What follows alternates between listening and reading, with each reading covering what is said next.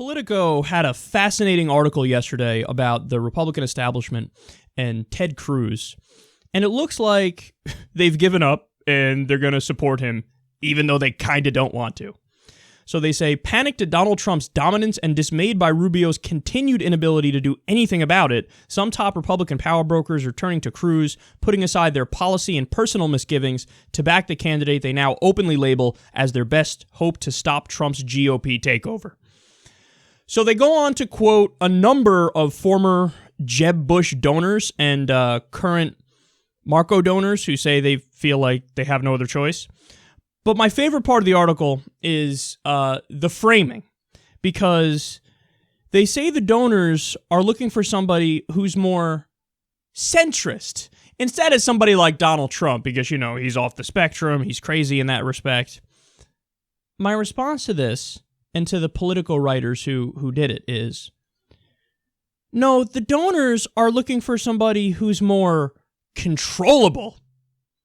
They don't give a shit about liberal, conservative, centrist. No, they care about who's going to be my bitch. Now, obviously, bitch number one was probably Scott Walker and people like that, and Jeb Bush. And then eventually, they're like, all right, we got to go to Marco Rubio, too. He's an establishment fallback. He'll be our little puppet boy, our bitch. And then eventually, they're like, the only two people that have a shot are the two people who are most anti-establishment, Donald Trump and Ted Cruz. We guess Ted Cruz is, the better investment and is more likely to listen to us, so I guess we're going to pivot to him. But understand, guys, we don't know if that's true either.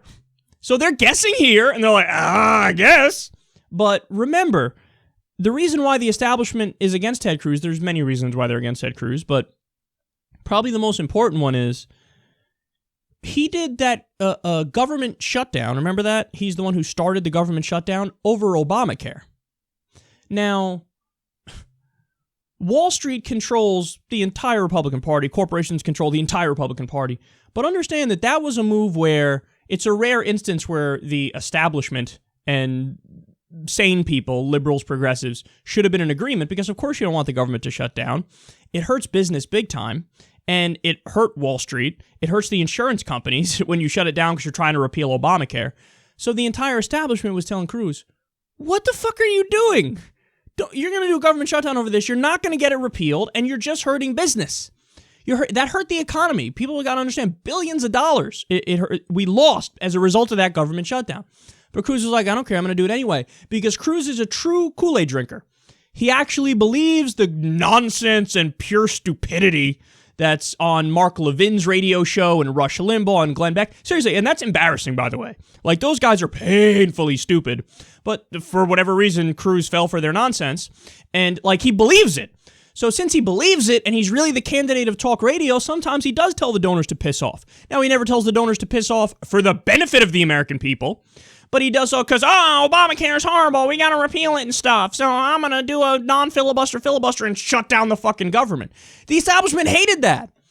So they don't want to back Trump or Cruz. They're like, I guess Cruz is the better choice over Trump. But that might actually be incorrect, because during Trump's last victory speech for the last round of elections, where, of course, he destroyed everybody, he actually, and Huffington Post has a good article about this where they explain exactly what he said, but Trump actually seemed to be, looking for some kind of peace with the Republican establishment. He said, I spoke to Paul Ryan. Paul Ryan is a great guy. Hey, we all have to remember that when we go out and vote, they were trying to keep the House of Representatives and the Senate in Republican hands, and you got to work with these people who are in control. And so he basically tried to make it seem like, hey, look, when I get power, what, you think I'm really this anti-establishment crusader? No, Donald Trump's been a con man his entire life. He fucking lies 82 times before breakfast. No, obviously when he gets into power, he's not going to know what to do. What's he going to do? He's going to assemble a foreign policy team. He's going to assemble people who are experts on the economy, and they'll fix this. No, he's going to go right to, okay, give me all the people who are big in Republican establishment circles, because I don't know what the fuck I'm doing. Bring in the neocon people for foreign policy. Bring in, all the fucking Reaganomics asshats for the economy. That's what he's going to do. So it looks like he's like, okay, no, I will kind of listen to you. Remember, he went to billionaires and asked for money, the same Republican donors that all the other ones use, and they said no. So it was only then that he started hitting them for all corruption and special interests. But he wanted to be part of that, and they said no, and then he started hitting it. So it looks like they might be wrong, and Trump might actually be more willing to listen to them and do their bidding, whereas Cruz, I honestly think Cruz would be worse than Trump, because Cruz is every bit as authoritarian as Donald Trump, and you sprinkle in a healthy dose of Christian theocracy.